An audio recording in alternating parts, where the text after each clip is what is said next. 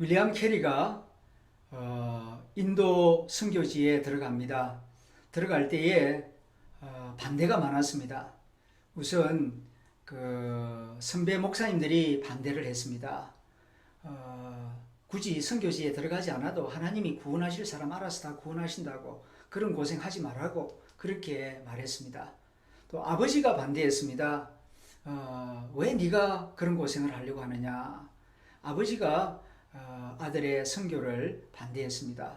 또 그 아내가 반대했습니다. 그의 아내 이름이 도로시인데요.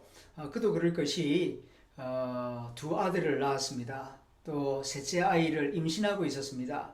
그런데 한 번도 가보지 않는 인도에 가서 산다고 하니 겁이 났던 것이죠. 그리고 이 도로시는 성격이 좀 소심하고 내성적이고 또 글을 전혀 모르는 그런 여인이었습니다.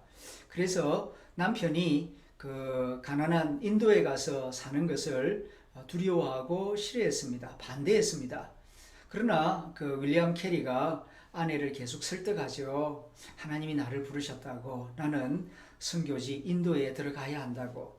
그럴 때에 그 아내가 이런 말을 해요. Yes, maybe God called you, but not me.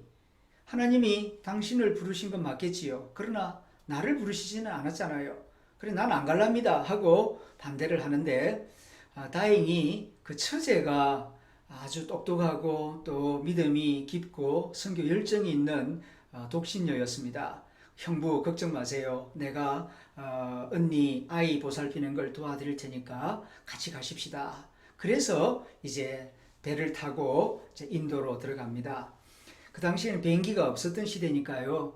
이제 배를 타고 대서양을 지나서 이제 그 인도로 갑니다.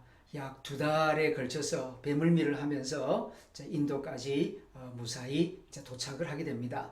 그런데 들어가서 이제 어떤 일을 겪게 되느냐 하면은, 첫 번째로는 엄청난 고난을 겪습니다.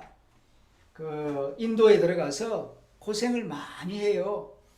그 고생하는 이유가 우선 질병에 걸려서 아이들이 질병에 걸리고 아내가 질병에 걸리고 본인도 질병에 걸리고 풍토병에 걸려서 고생을 많이 합니다. 실제로 들어간 지 얼마 안 돼서 둘째 아들이 그 말라리아에 걸려서 죽습니다.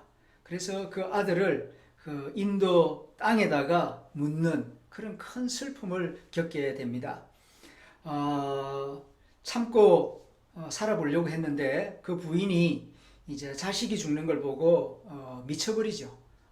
정신병에 걸립니다. 그래서 자다가 일어나가지고 남편 목을 조르기도 하고 남편의 욕을 하기도 하고, 어떤 경우에는 부엌 칼을 들고 와서 남편을 찔러 죽이겠다고 달려들기도 했습니다. 그러다가 병이 점점 심해져서 그 부인도 세상을 먼저 떠나고 말았습니다. 그러나 윌리엄 캐리는 선교를 포기하지 않습니다. 그리고 또 한 가지는 이제 가족, 그 고난 이유가 가족이고, 두 번째 이유는 동인도 회사 때문에 큰 고난을 겪습니다. 동인도 회사는 이제 영국의 무역 회사예요. 영국 사람들이 만든 회사인데 그 인도에 수출을 하고 수입하기 위한 그 회사입니다. 영국 사람들이죠. 그런데 윌리엄 캐리의 선교를 반대하고 방해합니다. 왜냐하면은 선교를 하면 할수록 인도 사람들의 의식이 올라가게 되고 인권 의식이 높아지면은 그 시키는 대로 잘 안 하니까요. 무역에 차질이 생기고 이익에 손해가 된다고 생각해서 영국 그 사람들이 이 윌리엄 캐리 선교를 방해했습니다. 그래서 고생을 많이 하죠. 집을 구하면은 못 구하라 그러고, 또 뭐 아르바이트 하려고 하면 못 하도록 만들고, 이래저래 선교를 방해 많이 했습니다. 그 다음에 또 현지인들 때문에 고난을 겪습니다. 인도 사람들이 예수를 잘 안 믿어요. 그들은 이제 힌두교를 믿었습니다.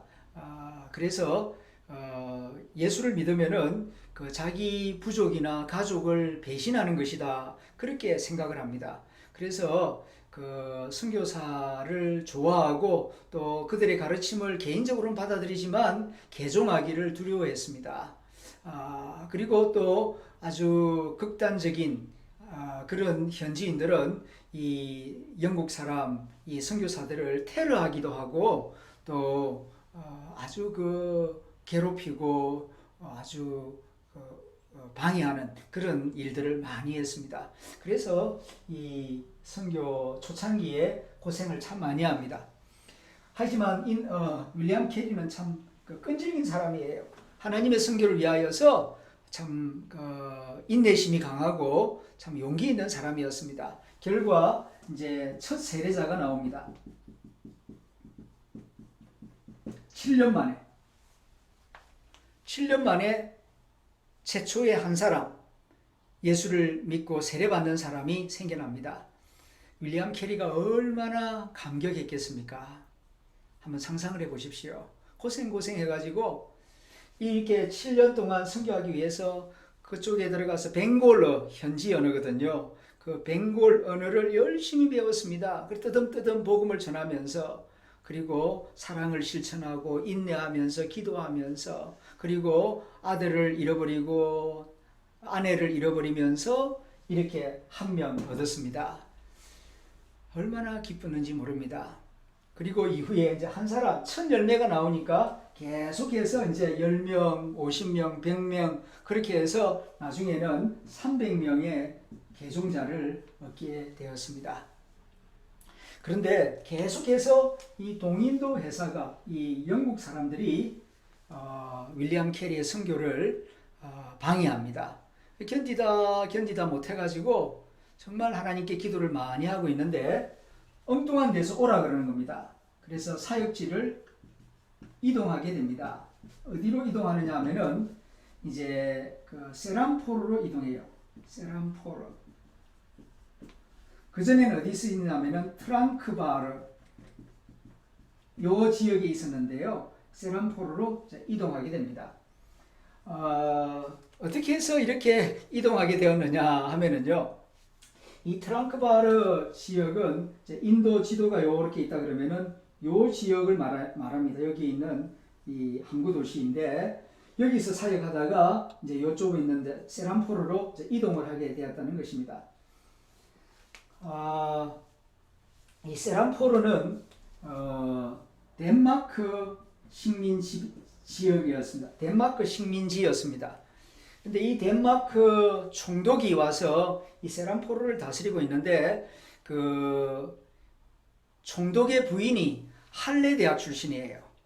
지난번에 공부하셨는데 그 할레는 경건주의 운동의 본산지라 그랬죠.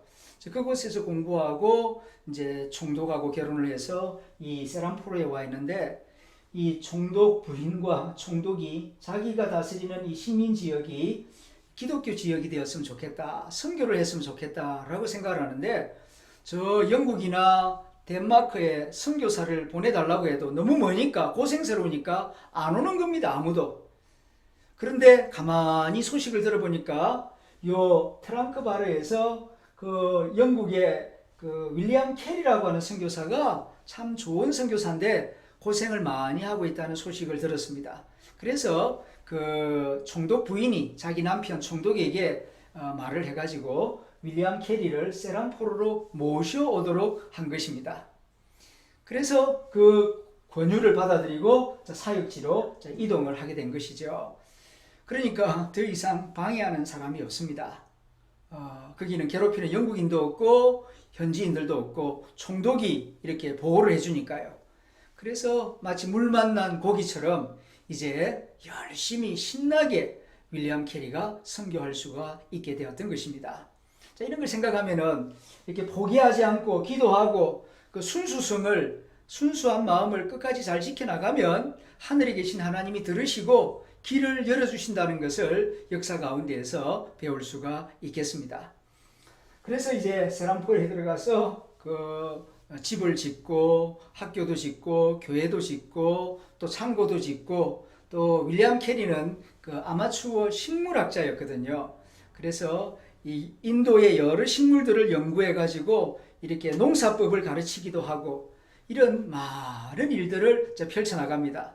게다가 더 좋은 것은 삼총사가 이루어지게 됩니다. 이제 윌리엄 캐리가 인도에 들어간 지 한 10년쯤 되었을 때에 윌리엄 캐리 이야기가 영국에 알려지게 됩니다. 그러면서 윌리엄 캐리를 존경하는 사람들이 생기고 윌리엄 캐리 선교에 동참하고 싶은 그런 사람들이 생깁니다. 그 중에 한 사람이 마시맨 부부입니다. 이분은 30년 넘게 이제 학교 선생님으로 일하다가 교장 선생님으로 은퇴하신 분인데, 은퇴하고 난 다음에 이 윌리엄 캐리 선교지에 가서 도와야 되겠다 하고 세란포를 찾아왔어요. 그래서 이 사람들은 이제 학교를 조직하고 학교를 세우는 교육 선교사가 됩니다. 마시맨 부부가. 그 다음에 또 한 사람이 옵니다. WARD, 워드라고 하는 그 총각이 찾아와요. 이 사람은 인쇄 기술업자입니다. 이 선교지에 와가지고 재능 기부를 하죠. 그래서 윌리엄 캐리가 그 벵고르, 타미르, 심지어는 산스크리트 언어를 참 잘해요. 윌리엄 캐리가. 그래가지고 성경을 번역하면은 쪽복음이나 신약 성경, 나중에는 신구약 성경 이렇게 원고를 써주면은 이제 그 워드가 그 인쇄 기계를 가져다가 책을 만들었습니다. 책을 만들어주면은 그 다음에 그 책을 가지고 마시맨 부부가 학교를 조직해가지고 인도 어린이들과 청소년들에게 성경을 가르치는 그런 교육 선교 사업을 했습니다.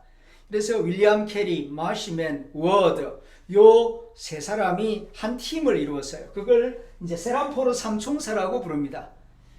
이 삼총사가 이제 좋은 소문이 나니까 영국에서 더 많은 청년들이 인도로 들어옵니다. 그래서 나중에 10명, 20명, 나중에는 50명까지 되어서 공동주택을 짓고 공동생활을 하게 됩니다.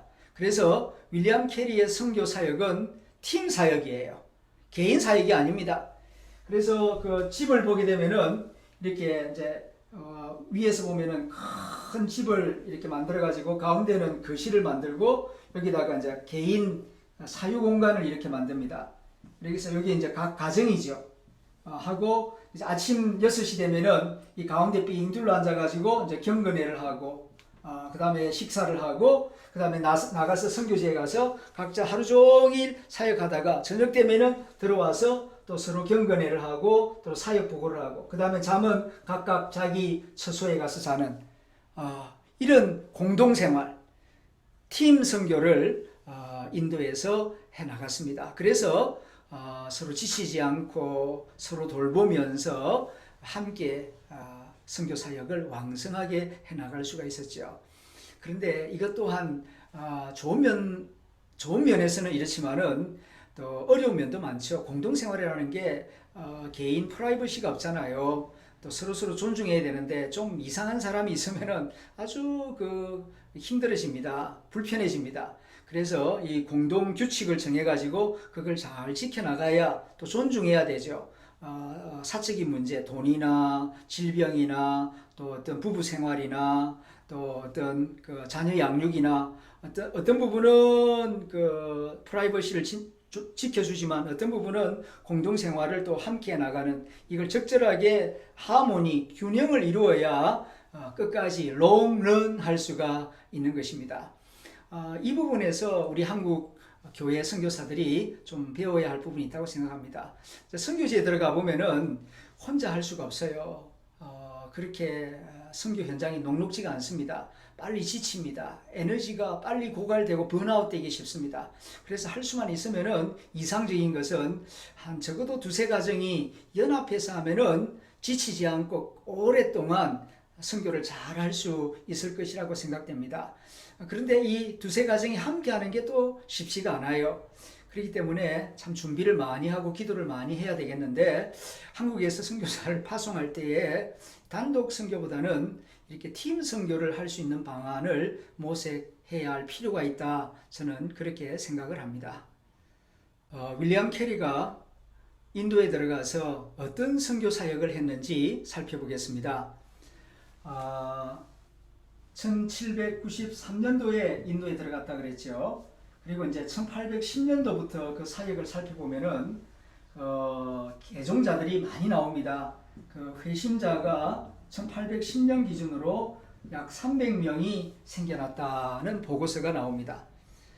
그리고 그가 인도에 들어가서 했던 중요한 일 몇 가지를 말씀드리면은 첫째가 사회운동입니다. 사회개혁운동이죠. 그가 이제 인도에서 살면서 가만히 보니까 그 악습을 보게 됩니다. 악습, 악한 풍습을 보게 돼요. 그게 뭐냐면은 이제 사티 제도입니다.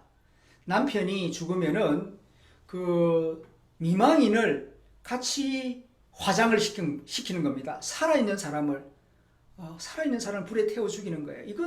이건 살인이죠. 그런데 그들은 풍습의 이름으로, 전통의 이름으로 그렇게 젊은 부인을 불에 태워 죽이는 그런 끔찍한 일을 보고 윌리엄 캐리가 이거는 근절시켜야 되겠다 생각을 하고 이제 사회개혁 운동을 펼쳐나갑니다. 다행히 힌두 교도들 사이에서도 그 진보적이고 그 개혁적인 사상을 가진 그 힌두교 지도자들이 있었어요. 그들과 같이 연대를 해가지고 이제 인도의 법을 바꾸기 위해서 노력을 많이 했고 결과 인도의 그 법을 바꿉니다. 그래서 사티는 나쁜 것이다 명문화하여서 이제 사티라고 하는 악습을 없애기 시작합니다. 그러나 지금까지도 저 외진 곳에 가면은 이런 악습이 남아 있지만은 대도시나 적어도 공식적으로는 더 이상 이 사티 제도가 시행되지 않고 있습니다. 또 한 가지는 그 유아살해 풍습입니다. 그 어린 아이들을 제사 드린다고 인신 제사를 드리는 겁니다. 이것 또한 잘못된 것이다. 이건 악습이다. 반대 운동을 펼쳐서 사회를 이렇게 고쳐나가는 일에 앞장섰습니다. 뿐만 아니라 그는 학교를 많이 세웠습니다. 특별히 초등학교를 많이 세워서 어린아이들, 여자 어린아이들에게 글을 가르쳐서 이렇게 정신이 자랄 수 있도록 자기 삶을 스스로 판단하고 주도적으로 살아갈 수 있도록 도왔습니다. 또 식물에 대하여서 농사에 대하여서 연구를 많이 했고 그렇게 농사의 새로운 기구들을 영국에서 많이 가져와서 농부들이 편리하게 농사를 잘 지을 수 있도록 도왔습니다. 이렇게 사회를 더욱 풍요롭게 하는 아름답게 하는 그런 일에 앞장섰습니다. 또 캐리가 했던 중요한 사역이 뭐냐면은 성경 번역 사역입니다. 캐리가 가장 힘주어서 열심히 했던 사역이 성경 번역 사역이라고 할 수 있습니다. 윌리엄 캐리는 인도에 들어가서 인도말을 열심히 배웠습니다. 근데 인도는 부족에 따라서 지역에 따라서 언어가 다릅니다.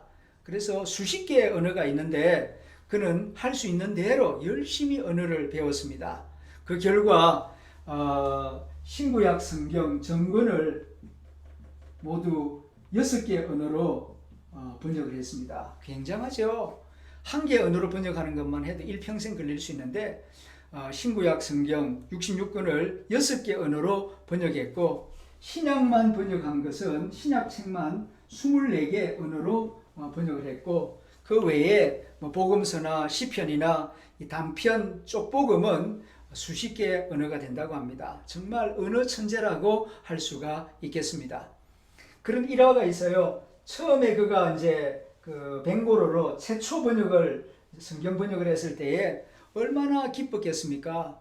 그런데 그가 애지중지하던 강아지가 그냥 까불고 장난을 치다가 촛불을 넘어뜨리는 바람에 그 불이 났습니다. 그래서 그 창고도 불타버리고 원고도 불타버리고 그래서 원점으로 돌아가서 다시 번역을 해야만 하는 그런 절망스러운 시간이 있었습니다. 그러나 그는 포기하지 않았습니다. 더 나은 번역을 만들어서 더 훌륭한 현지 언어 성경책을 출판해낼 수가 있었죠. 이렇게 이제 성경을 그 인도 현지 언어로 번역함으로써 그 현지 언어가 살아나는 겁니다.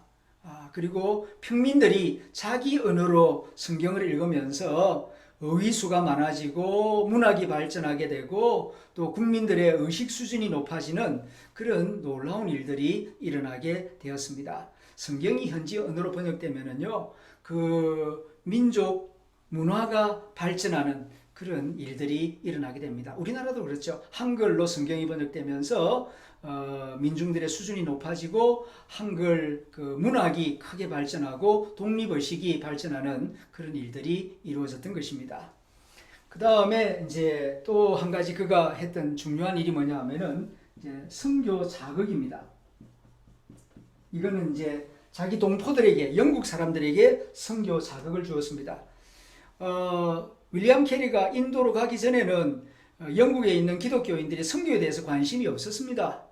그런데 윌리엄 캐리가 이제 인도에 가서 선교를 하고 있을 때에 이게 이제 10년이 지나고 20년이 지나면서 윌리엄 캐리에 관한 소문이 이제 영국 대학가에 퍼지게 되죠. 그러면서 많은 젊은 청년들이 세계를 꿈꾸며 또 세계 복음화에 대한 열망을 가지면서 이제 윌리엄 캐리에 대해서 관심을 가지고 그가 쓴 글들을 읽고 도전을 받습니다. 그래서 대학가에서 또 많은 교회 안에서 어떤 마을과 도시 안에서 선교 단체들이 만들어져요.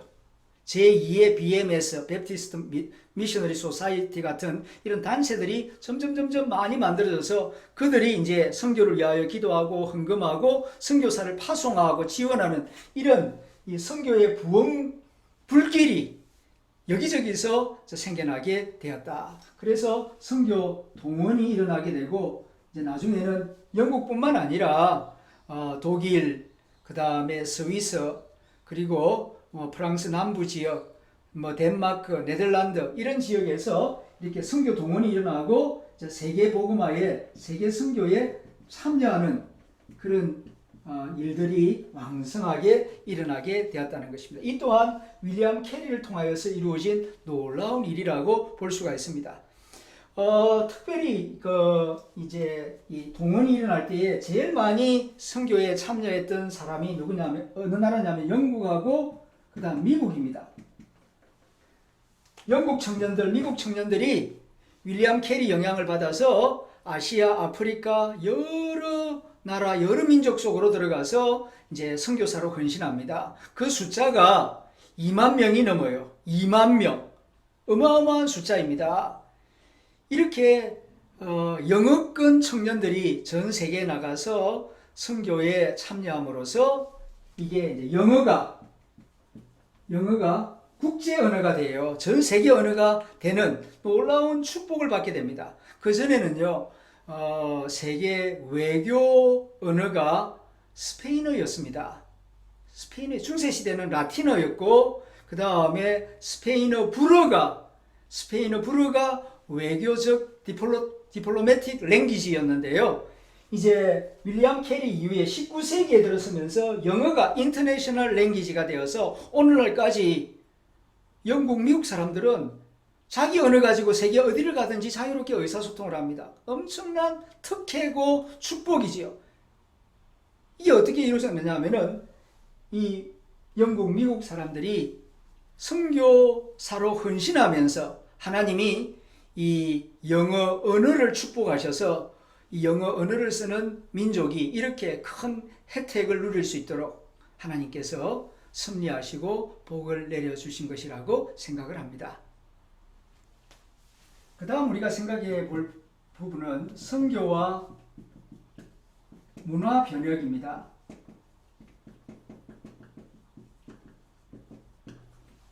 앞에서 제가 윌리엄 캐리가 인도에 들어가서 선교 사역을 하면서 사회 변화운동, 사회 개혁운동에도 적극 참여했다. 예를 들면 사티라든가 유아 살해 반대 운동을 벌였다고 했습니다. 자, 이런 일들이 선교지에서 비슷하게 많이 일어납니다. 자, 선교사가 어느 지역에 들어가서 활동을 하다 보면은 이 악습을 보게 돼요. 악한 풍습. 이거 고쳐야 되겠다. 이건 반인권적이다. 그래서 이걸 고쳐나가려고 합니다. 이 문화 변혁을 시도하죠. 그런데 어떤 경우에는 그 문화 변혁이 정당하고 올바른 것이지만 어떤 경우에는 선교사가 잘못 판단하는 경우도 있습니다. 그래서 큰 저항에 부딪히고 이건 또 다른 제국주의가 아니냐 그런 비판을 받을 수가 있어요. 그래서 이제 이 부분에 대해서 선교사는 좀 깊이 생각을 해야 합니다. 지금까지 이제 선교사들이 현지에 들어가서 악습을 바꾸어 놓은 몇 가지 예를 말씀드리면은 앞에서 말씀드린 이제 사티 제도, 그 다음에 여성 할례 제도, 그 다음에 전조, 이런 것들은 선교사들이 바꾸어 놓은 중요한 그 문화 개혁, 사회 개혁이라고 할 수 있습니다. 이제 사티는 주로 인도에서 이제 일어났던 일이죠. 여성 할례 같은 경우에는 아프리카, 예를 들면 케냐라든가 여러 이슬람 지역에서, 아프리카 이슬람 지역에서 여성 할례 풍습이 지금까지도 있습니다. 그 다음에 전족은 이제 중국, 여자 발을 작게 만들어서 도망 못 가게 만드는, 정말 이건 반인권적인 풍습이죠. 자, 이런 것들은 선교사들이 잘못되었음을 지적하고 여론화시켜서 점점 이런 악습을 줄여나가고 있습니다. 이건 참 잘한 일이라고 생각됩니다. 그러나 또 어떤 부분은 무리수를 두는 경우도 있었습니다. 그렇기 때문에 이 선교사가 문화 변혁을 주도해 나갈 때에 몇 가지 고려해야 할 부분이 있어요. 어떤 부분을 개혁하려고 하느냐, 어떤 부분, 그 다음에 누가 그것을 개혁할 것인가, 그 다음에 어떻게 할 것인가, 급격하게 할 것인가, 점진적으로 할 것인가, 타협점을 찾을 것인가, 요 세 가지 부분을 나누어 가지고 문화의 어떤 부분을 고쳐 나가려고 하는가, 아니면 이걸 고치되 선교사 주도로 고칠 것인가, 현지인 주도로 고칠 것인가, 아니면 합력해서 선교사와 현지인이 함께 고쳐 나갈 것인가, 이런 것들을 생각해 보아야 하고, 어떻게 고쳐 나가야 할 것인가, 점진적으로, 아니면은 급격하게, 아니면은 어떤 교육을 통해서, 아니면 법률 개혁을 통해서 이렇게 할 것인가, 이런 것들을 논의해서 지혜롭게 할 필요가 있다. 이걸 잘 못하면은 선교사가 큰 낭패를 당할 수가 있는 것입니다. 윌리엄 캐리는 참 지혜로웠어요. 학벌은 중학교 중퇴이지만은 참 혼자서 독서를 많이 하고, 무엇보다도 하나님을 신뢰하고 기도를 많이 하고 또 겸손했습니다. 성실했습니다. 그리고 자기에게 주어진 일에 최선을 다하였고, 또 동료 선교사들을 존중하고 협력하는, 자기가 왕초 노릇하는 그런 대장 노릇하려고 하는 교만이 없었어요. 늘 겸손하고 또 서로 존중하고 협력하는, 오직 하나님께만 영광을 돌리는 그런 아주 성숙한 신앙과 인격을 가지고 있었기에 그가 죽을 때까지 정말 훌륭한 선교사의 길을 걸어갈 수가 있었습니다. 그 중에 한 가지, 이제 윌리엄 캐리의 그 헌신, 또 인격을 엿볼 수 있는 에피소드 하나를 말씀드리려고 합니다. 윌리엄 캐리에게 세 아들이 있었어요. 그런데 둘째 아들은 어릴 때 죽었지요. 그리고 세란포로 대학을 세워가지고 동양 언어를 가르쳤습니다. 인도뿐만 아니라 그 인도 차이나 반도에 있는 여러 민족들에게 선교사를 파송하기 위하여 윌리엄 캐리의 꿈은 단순히 인도 복음화가 아니었습니다. 전 세계 복음화였습니다. 그래서 이 동양 언어를 가르쳤고, 그의 두 아들도 세란포로 대학을 다니면서 동양 언어를 배웠습니다. 그리고 첫째 아들 펠릭스가 이제 버마 언어, 지금의 미얀마지요. 그 미얀마 언어를 잘 배워가지고 이제 그 버마, 미얀마 속으로 들어가서 선교를 했습니다. 어릴 때부터 동양 언어를 배웠으니까 동양인하고 빨리 친해지고 복음을 아버지보다 더 잘 전하죠. 그러던 가운데에 이제 영국 왕실이 이 버마하고 국교를 체결하고 거기에 이제 대사관을 짓습니다. 그리고 초대 대사를 이제 임명해야 되겠는데 누구를 임명하면 좋을까 고민하다가 그 윌리엄 캐리의 첫째 아들 펠릭스가 좋겠다 하는 생각을 하게 됩니다. 왜냐하면은 그 누구보다도 동양 언어와 풍습을 잘 알기 때문에 버마 현지 대사로서는 펠릭스가 최고겠다 그렇게 생각을 합니다. 그래서 이제 신하들의 추천을 받아서 왕이 이제 대사 임명장을 보내죠. 펠릭스가 이제 선교 현장에서 영국 황제의 그 임명장을 대사 임명장을 받으니까 너무너무 감격하고 기뻐합니다. 그리고 아버지에게 이 기쁜 마음을 편지로 적어서 이제 아버지에게 보내죠. 근데 아버지가 아들의 편지를 받고 예배당 안에 들어가서 하나님 앞에 무릎을 꿇고 대성통곡을 합니다. 하나님 죄송합니다. 하나님 제가 아들을 잘못 키웠습니다. 용서해 주십시오. 만왕의 왕이신 하나님의 대사직을 버리고 땅의 황제의 대사직을 받았다고 저렇게 기뻐하고 좋아하는 내 아들, 내가 잘못 키웠습니다. 하나님 용서해 주세요. 그렇게 눈물로 기도를 했습니다. 사흘 밤낮으로. 이 이야기가 버마 선교 현장에 있는 아들 펠릭스에게 전해집니다. 아버지가 기뻐하는 것이 아니라 당신이 보낸 편지를 들고 교회당 안에서 눈물을 흘리고 있다고. 그 이야기를 듣는 순간 펠릭스가 그게 뭘 의미하는지를 알았습니다. 그래서 아버지에게 다시 편지를 씁니다. 아버지, 제가 잘못했습니다. 제가 잠시 잘못 생각했습니다. 만왕의 왕이시여 모든 민족의 왕이신 하나님이 주신 대사직, 선교사 직분을 가벼이 여기고 땅의 황제 영국 왕이 준 대사직을 더 기뻐했던 나의 잘못을 용서해 주십시오.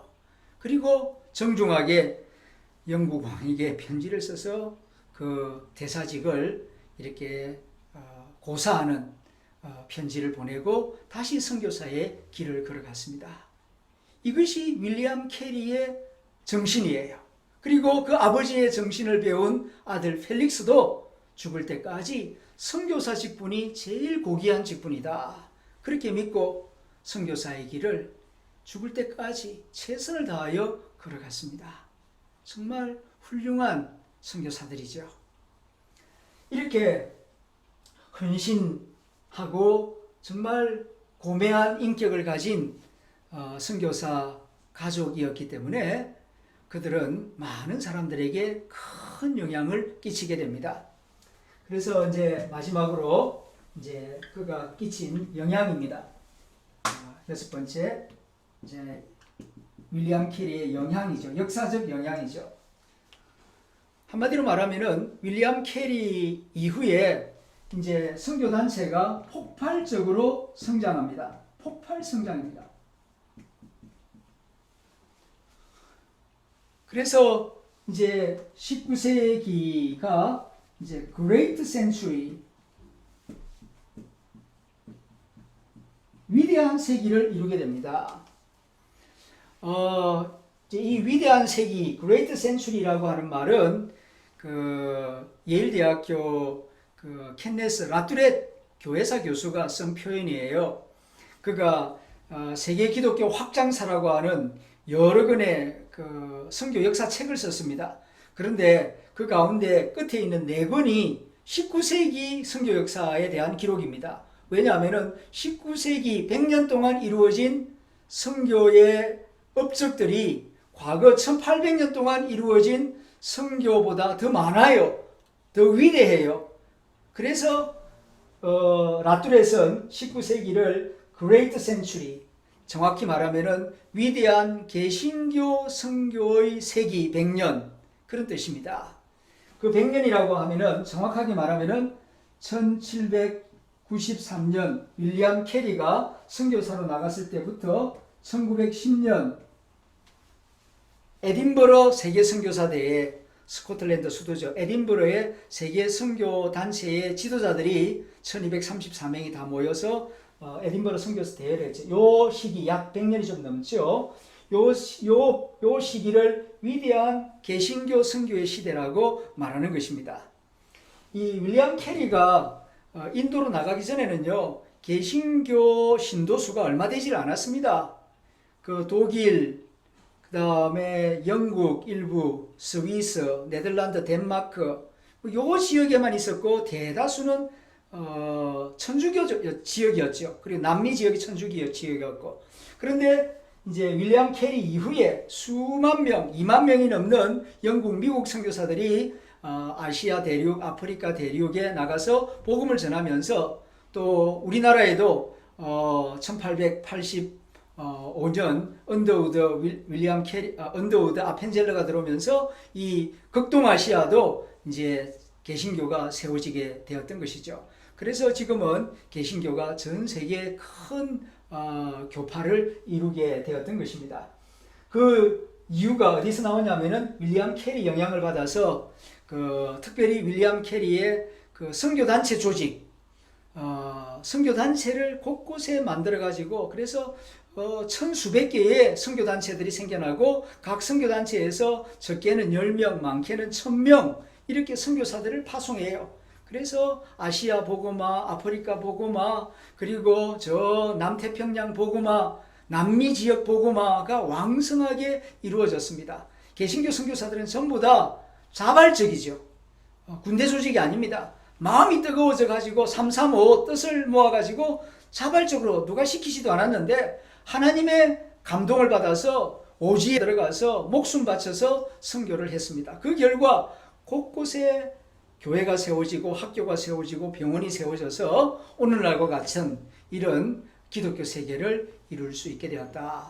그러니 이 윌리엄 캐리를 개신교 선교의 아버지라고 부르는 것이 결코 과한 칭찬의 말은 아니라고 말할 수 있을 것입니다.